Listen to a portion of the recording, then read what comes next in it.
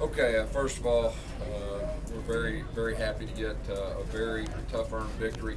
We knew it'd be tough here going on the road, non-conference against a top 20 opponent. They were everything that we thought they would be. Very proud of our defense. I think we held them to 40 yards rushing. I thought that was a big thing. Forced some turnovers in the red zone. I thought that was huge. Second half, our offense, I think we were 8 of 11 on third downs. We're able to, have the ball and take some clock away. Our guys found a way to win. And I told them after the game that this will be one of those games I really feel like can help us in the future. We faced some major adversity tonight, and our guys responded well. Questions? Gus, 3rd and 9 from your own 37 there. When you call the timeout, what's going through this thought process to call a pass? Yeah, well, I mean, you're just trying to predict what defenses that they're going to play.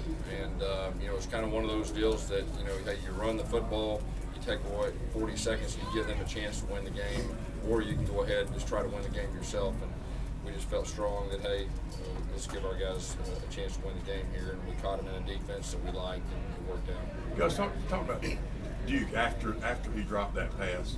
Looked like he was really kind of on mission after that. Yeah. I mean, we're going to keep getting in the ball, and he's a special type talent, and he definitely played well in the second half of those catches. I just thought about Nick. I mean, he really made some big throws once again in the clutch. Yeah, he did.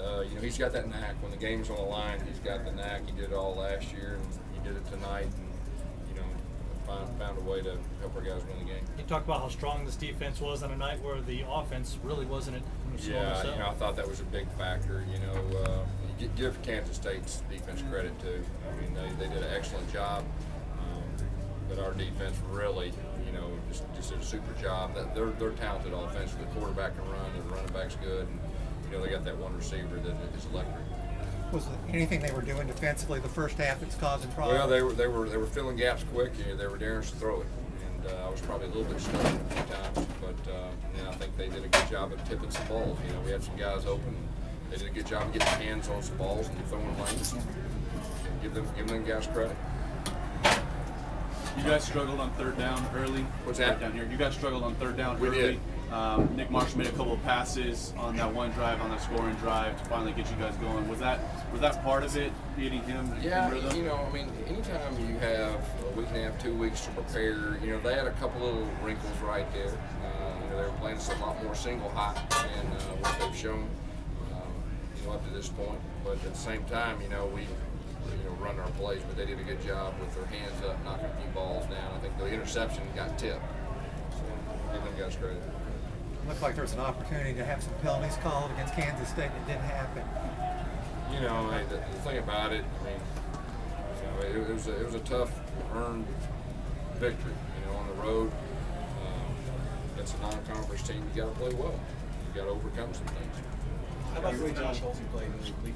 I thought Josh Olsen did an excellent job, and I thought you saw some other young guys out there, inexperienced guys. They were playing their tail off, and that will help us, moving forward. With our depth. How long did he have to prepare to know he was going to be moving into safety? I think 2 days.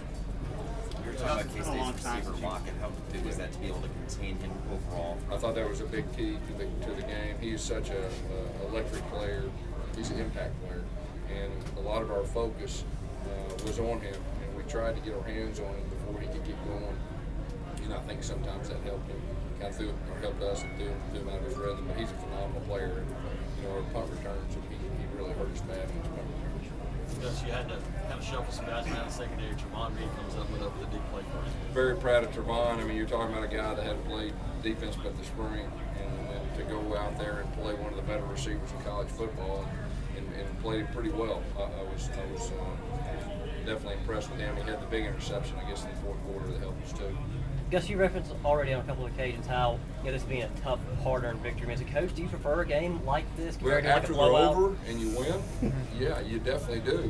It'll help us moving forward, because even though last year's team would handle adversity as good as any team I've seen, this year's a new team. We got a lot of guys back, but it's a new year, and so we learned a lot about our guys. And I told them in the locker room, very proud of them to find a way to win. A lot of teams couldn't win in this environment against a team that talented. They played their guts out. We knew they would, and it was good for us. And So hopefully that'll help us move forward. Receivers had 3 or 4 drop passes there, especially the first 3 quarters. Just talk about the response in the fourth quarter, especially with Yeah, Ricardo. I mean, it was, it just, when you're playing on the road and you're playing a good defense anyway, and then you hurt yourself, and then you start pressing. And I think that was some of it. But the bottom line, in the second half, started relaxing a little bit, started playing. And like I said, I thought the third downs in the second half, I thought the third down conversions were a big key in the game. Any reason Corey Grant wasn't playing a lot there in the first half? We were just going with our rotation on what they were giving us. We had a specific plan, for our backs. And How big is a drive like that last one to finish off a game? oh, yeah, it's huge. It's huge and gives you confidence for the next ones.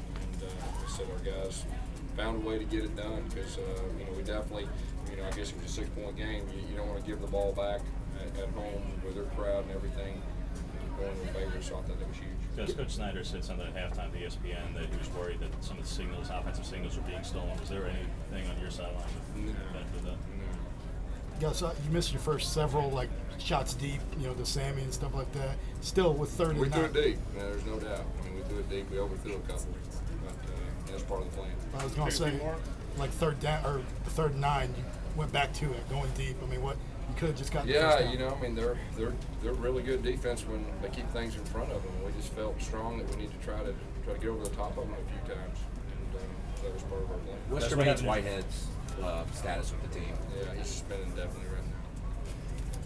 There was a report that he had an altercation with an assistant. I'm not getting any specifics. Anything else for Coach?